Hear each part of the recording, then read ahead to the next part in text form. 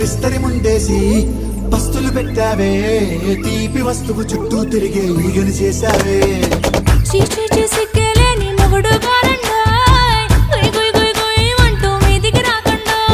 Company పిల్లలతో ఇంటిని నింపావే, సాపాదిండు సంసారాన్ని మేడెక్కించావే. పడుకోరే కుక్కలాగా మీ వాళ్ళు, ఏం చేస్తాం ఎక్కేస్తాం ఇట్టాగే డాబాలు.